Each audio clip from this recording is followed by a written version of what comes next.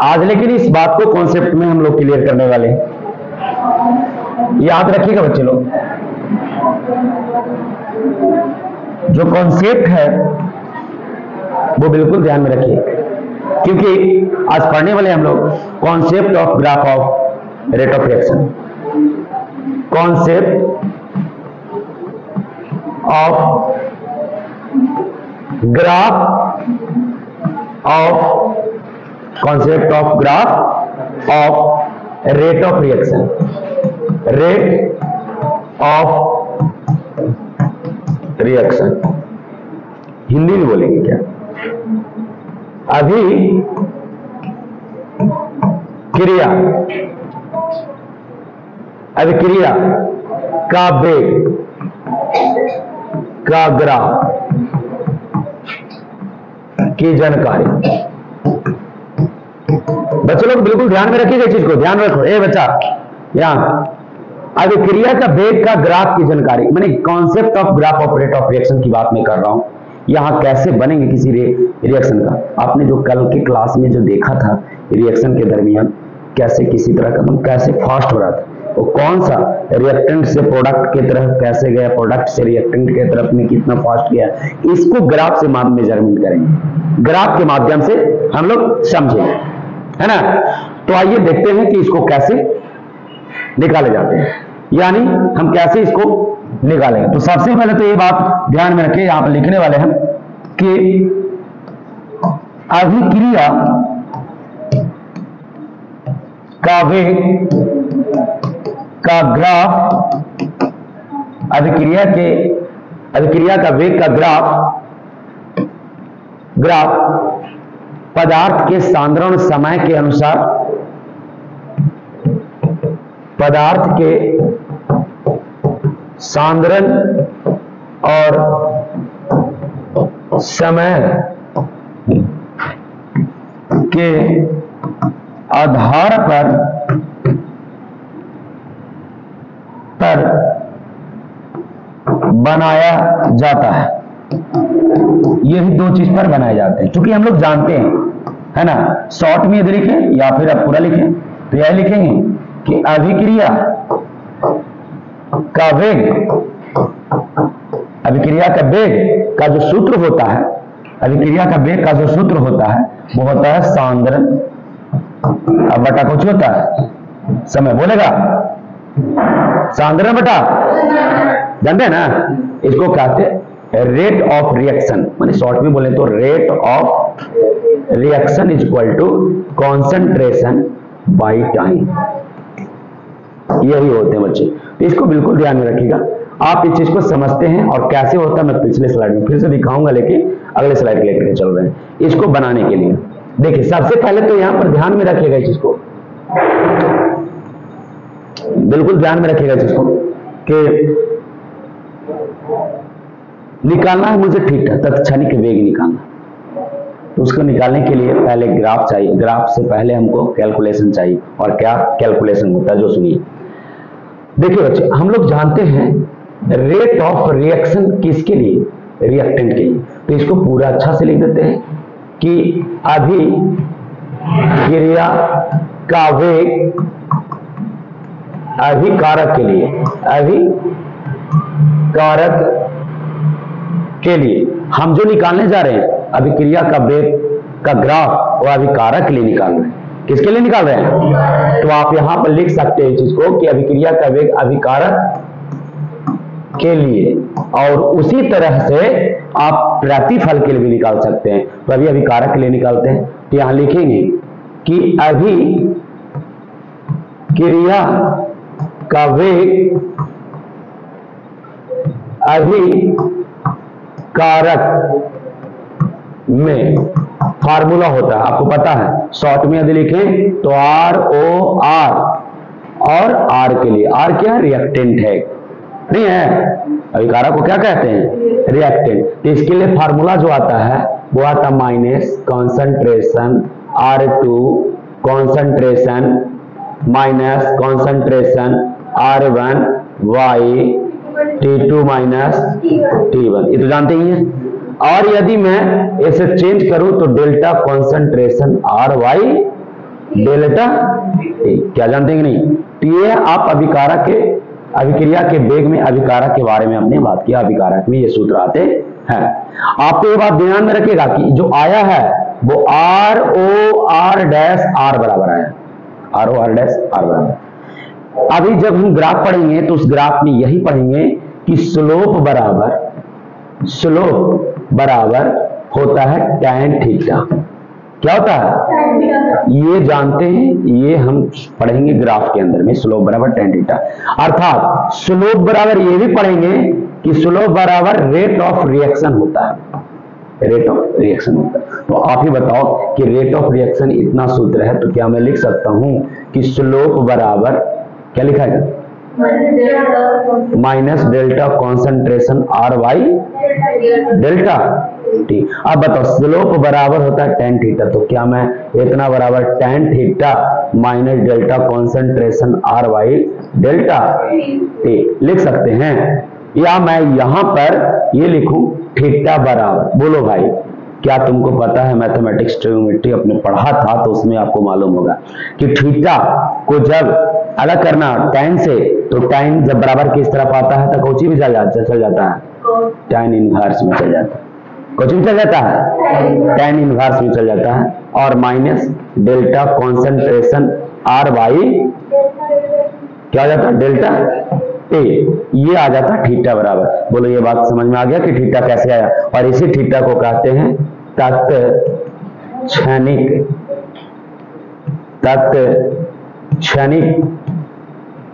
तत्क्षणिक वेग, यानी तत्क्षणिक वेग बराबर tan inverse minus delta concentration आर वाई डेल्टा टी। बोले ये बात क्लियर हुआ या नहीं हुआ? क्लियर हो गया? बोलिए अब इसके ग्राफ को बनाते हैं। कैसे ग्राफ बनता है देखिएगा ग्राफ में। बच्चों लोग सबसे पहले तो ग्राफ में बनाने के लिए ग्राफ रेट ऑफ रिएक्शन, वो भी रिएक्टेंट के लिए कैसे बनता है? हम दो एक्सिस लेते हैं, एक्सिस एक वाई है और एक एक्सिस एक्स। चलिए एक्सिस बनाने के लिए हम यहां से इंच ले लिए। अब इंच के माध्यम से हम पहले एक्स एक्सिस बनाते हैं। ये मेरा एक्स एक्सिस है, ये मेरा एक्स एक्सिस है, और मैं इसी से बना लेता हूं वाई एक्सिस। ठीक है, याद है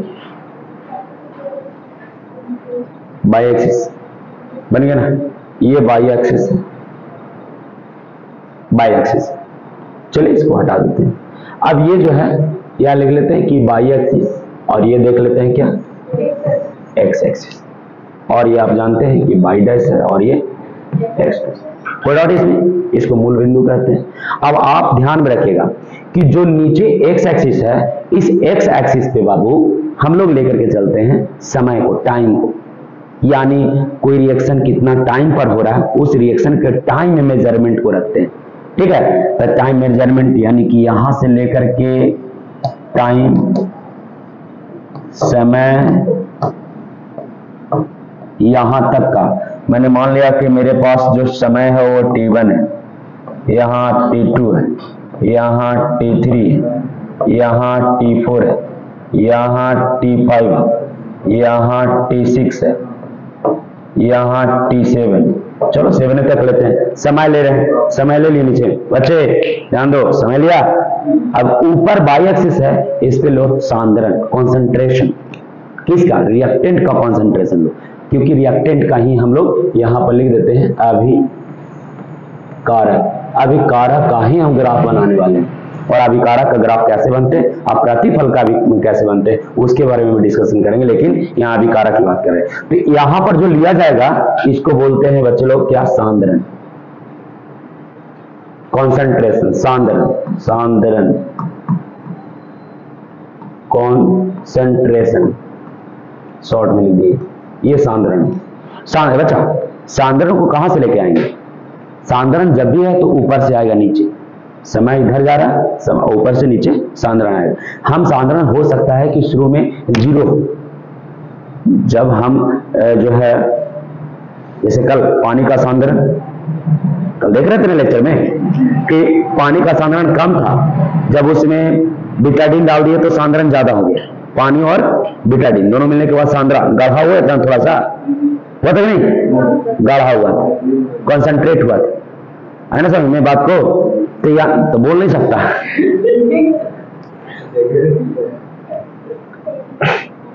जी। आइए, तो ध्यान में ये बात को बिल्कुल ध्यान में रखिएगा कि जो यहां पे पानी में बिटाडीन डालें तो कॉन्सेंट्रेशन ज्यादा हो गया, जब नहीं डाले थे उस टाइमिंग में कॉन्सेंट्रेशन इसका जो था वो था R0। क्या था? जीरो। फिर कॉन्सेंट्रेशन इसका बढ़ा तो R1 पर आया, कॉन्सेंट्रेशन बढ़ा तो R2 पे आया, कॉन्सेंट्रेशन बढ़ा तो R3 पर आया, कॉन्सेंट्रेशन बढ़ा तो R4 पर आया, कॉन्सेंट्रेशन बढ़ा तो R5 पर आया, कॉन्सेंट्रेशन बढ़ा तो R6 पे आया, और कॉन्सेंट्रेशन बढ़ा तो R7 पे आया। इस तरह से ग्राफ पर तैयार हो गया, ये ग्राफ का निर्माण इस तरह से कॉन्सेंट्रेशन में लिया गया। आप सोच के देखिए, आपको पता है कि जीरो वाला कॉन्सेंट्रेशन टाइम तो जीरो होगा, क्योंकि और समय तो नहीं लग रहा था कोई रिएक्शन, मैं पानी में मिलाया ही नहीं तो रिएक्शन क्या? अरे भाई पानी में जब मिलेगा नहीं के लिए कुछ, तब पानी अपने से रिएक्शन होते रहता है, तो उस टाइमिंग में समय क्या होगा उसका? जीरो। तो रिएक्टेंट भी क्या है इसका? जीरो है। लेकिन समय जैसी बढ़ेली है तो रिएक्टेंट भी की हो गया, समय बढ़ा है रिएक्टेंट बढ़ रहा है, समय बढ़ा रहे हैं रिएक्टेंट बढ़ रहा है ना। अब इसी को हम यहां पे देखिएगा, ध्यान दीजिएगा चीज को, जैसे में देखो ये है जीरो, जीरो है तो एरे पे आ गया, लेकिन एक यहां थोड़ा सा टेढ़ा हो गया, जरा सोल्व कर लेते हैं इसको।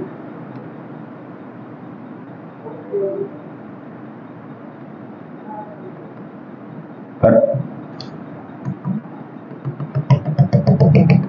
जी आया जो आया, ठीक है। ये पहला हो गया, R1 T1 से मिला है ना, R2 T2 से मिला, R3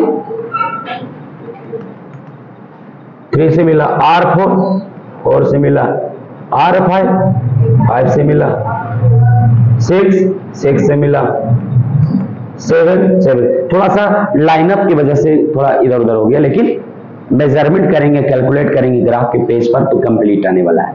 अब देखिए इसमें ग्राफ क्या है, रिएक्टेंट ऊपर से देखिए नीचे की ओर आ रहा है,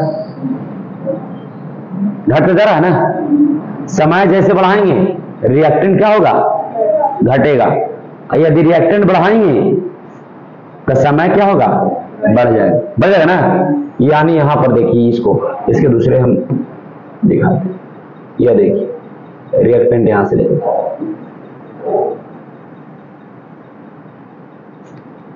कुछ ना कुछ मिस्टेक क्या होगा।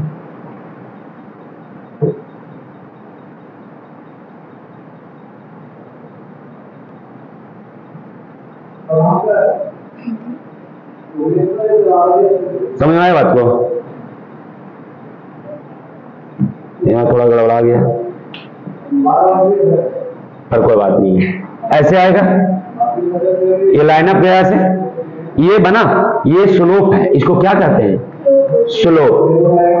यही स्लोप बराबर क्या है? tan थीटा है। और याद रखिएगा यही स्लोप,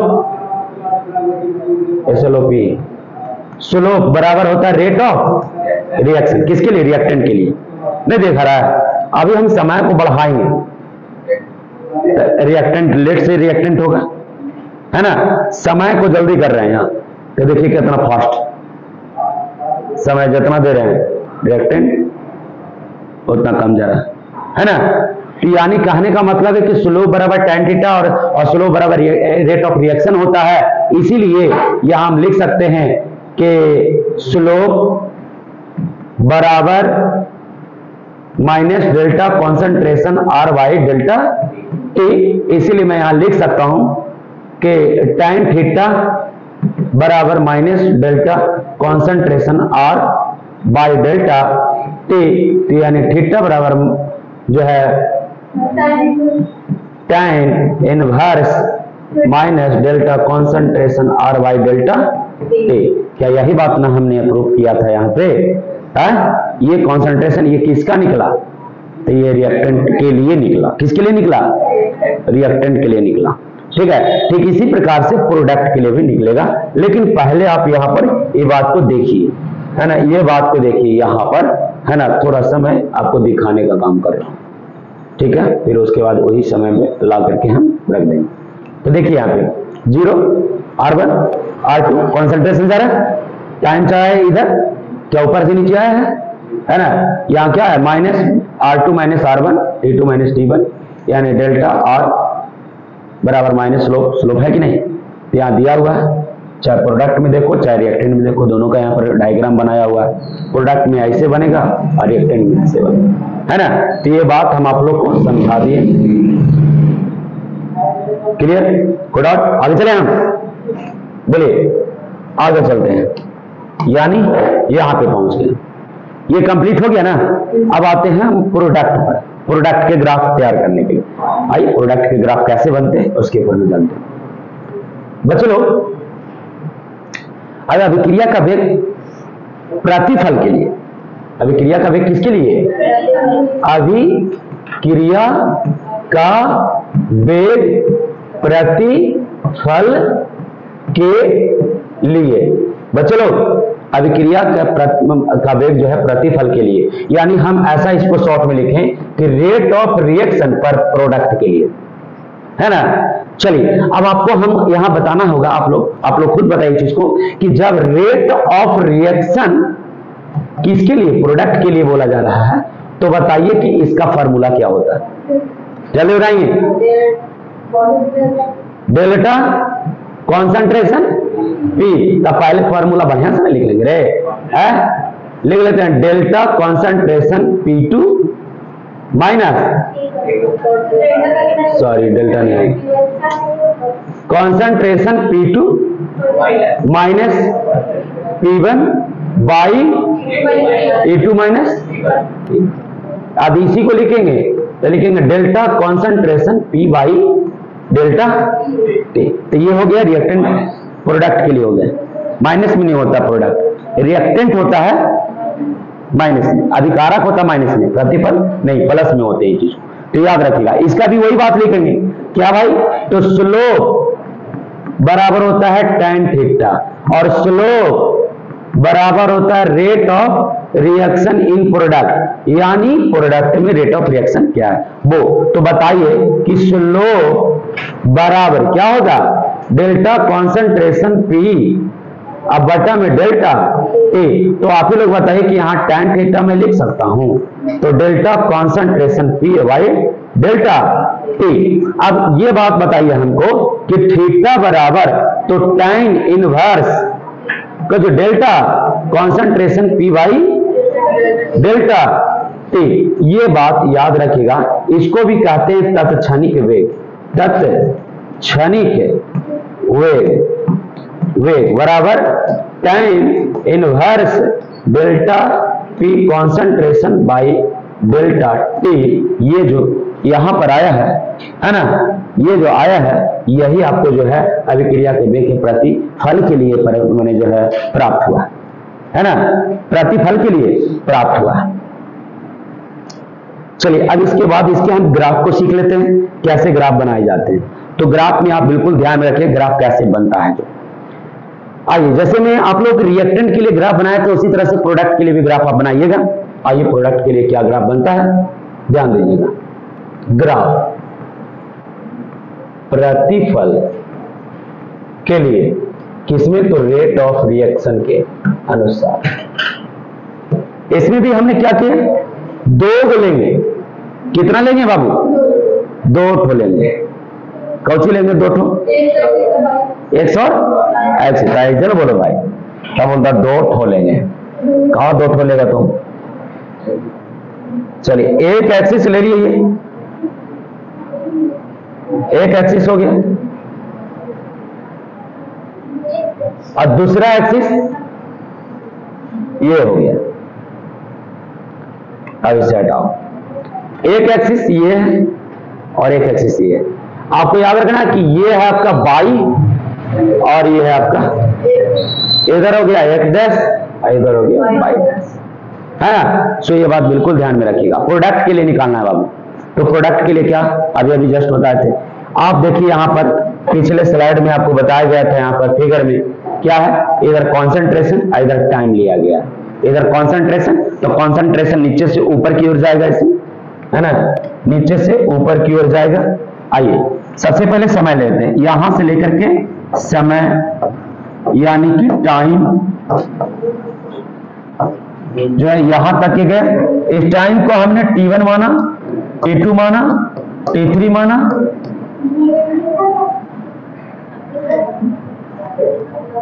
T3 माना, T4 माना, T5 माना, T6 माना, T7 माना।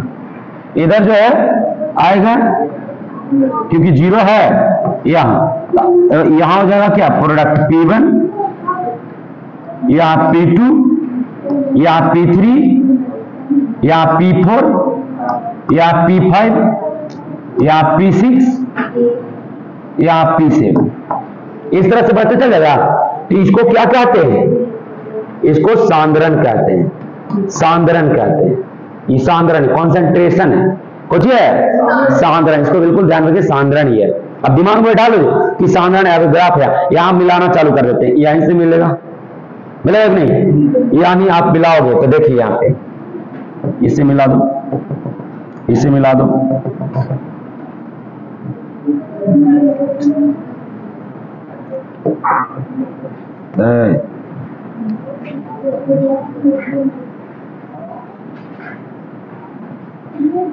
ये मिल गया,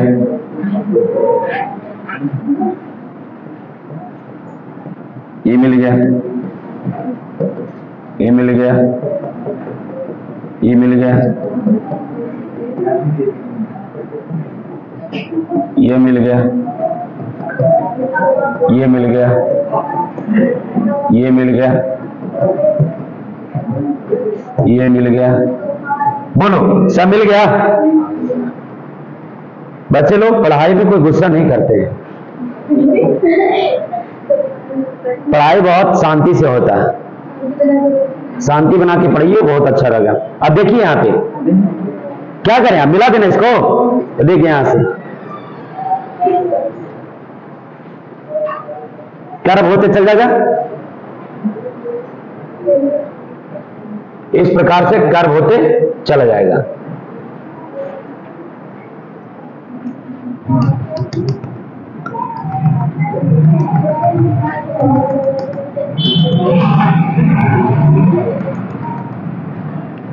यहां से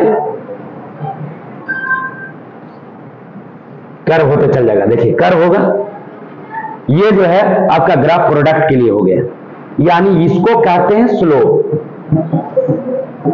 क्या कहते हैं, स्लोप जो है वो tan थीटा के बराबर। क्यों है tan थीटा के, आप याद कीजिए, यहां देखिए, यहां ये राइट एंगल ट्रायंगल है, हुआ है वो सब में राइट एंगल ट्रायंगल है। आप इस वाला में भी देख सकते हो, एकरा में भी देख सकते हो, सब राइट एंगल ट्रायंगल है, देखिए नहीं है कि नहीं है, तो ये tan थीटा यहीं से लिया गया है, ठीक है। तो बच्चे लोग यहां पर भी आप ध्यान रखिएगा कि इसमें जो है आपको tan थीटा के रूप में यहां पर से लिया गया। तो यानी हम कह सकते हैं इसको कि स्लोप बराबर रेट ऑफ प्रोडक्ट, यानी यदि मैं लिखूं तो स्लोप बराबर क्या होगा, delta concentration P by delta T। अब बताइए क्या होगा यहाँ पे, tan थीटा बराबर delta concentration P by delta T, theta बराबर tan inverse delta P concentration T। क्या यही आएगा, तो ये ग्राफ किसका हो गया, प्रोडक्ट का होगा। अब इसके बाद जो अगले लेक्चर के अंदर में आएंगे वो लेकर के आएंगे आपको रेट लॉ, रेट इक्वेशन, है ना। और रेट इक्वेशन कुछ और नहीं बल्कि ये है, आप याद रखिएगा कि rate is directly proportional to concentration A पर power A into concentration B पर पावर बी। और यदि इसको हम हटाते हैं तो रेट बराबर के कॉन्सेंट्रेशन ए पर power A into concentration B पर पावर बी, यानी इसके बारे में हम लोग सिखाएंगे, समझे ना, इसके बारे में सीखेंगे, इस चीज को बिल्कुल ध्यान में रखिएगा बच्चे लोग। वीडियो बेहतर ढंग से देखना है और इसे कॉपी पर नोट करते चला जाना है, साथ में अपने दोस्तों के पास भी शेयर कीजिए, और बेहतर से बेहतर मतलब जो आप लोग के साथ में करूंगा, एनसीईआरटी के भी चैप्टर्स को, क्वेश्चन पेपर को भी लेकर के आऊंगा आप लोग के सामने, और प्रत्येक क्वेश्चन के बारे में बात करेंगे एनसीईआरटी का, एक करके ऑब्जेक्टिव और सब्जेक्टिव दोनों पेपरों के बारे में बात करेंगे। चलिए आज के लिए इतना ही, धन्यवाद, अगले क्लास में फिर से मिलते हैं।